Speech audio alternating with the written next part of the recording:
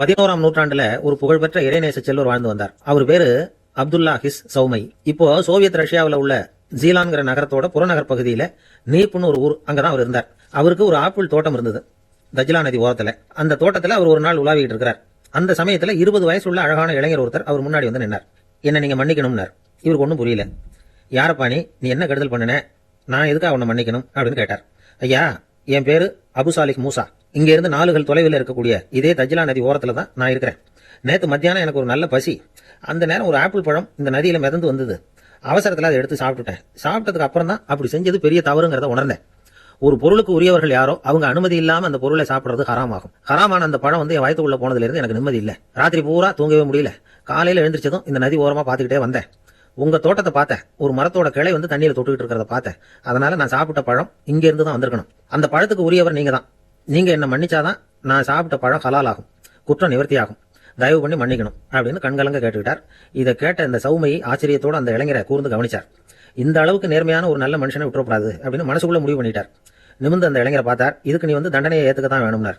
எதுவா இருந்தாலும் ஏத்துக்கிறதுக்கு தயார்னார் அவர். இதுக்கு தண்டனையா 12 வருஷ காலம் நீ இங்க பணிவுடைகள் செய்யணும்னார். பணிவுடை செய்யறது என்னுடைய பாக்கியமா நினைக்கிறேன் அப்படின்னு சொல்லிவிட்டு மகிழ்ச்சியோட அந்த தண்டனையை ஏத்துக்கிட்டார். 12 வருஷம் முடிஞ்சது. அந்த 12 வருஷ காலத்துல அந்த இளைஞரோட வயசும் தகுதியும் வளர்ந்தது. கடைசியில் அந்த பெரியவர் அந்த இளைஞரை கூப்பிட்டார். இதை பார்ப்பா, இன்னையோட உன் பணியுடைய காலம் 12 வருஷம் முடிஞ்சது. ஆனா தண்டனை இதோட முடிஞ்சுட்டதான் நினைக்காத, அது இன்னமும் முடியல.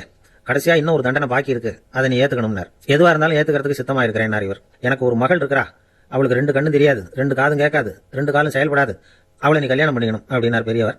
இதை கொஞ்சமும் ஒரு எதிர்பார்க்கல. ஒரு நிமிஷம் திகைச்சார். அடுத்த நிமிஷம் சரி, இதையும் நான் மனப்பூர்வமா ஏத்துக்கிறேன். இறைநேசர் செல்வர் சௌமை அவர்களுடைய புதல்வி பாத்திமாவுக்கும் இளைஞர் அபுசாலிக் மூசாவுக்கும் அடுத்த சில தினங்களில் முறைப்படி திருமணம் நடந்தது.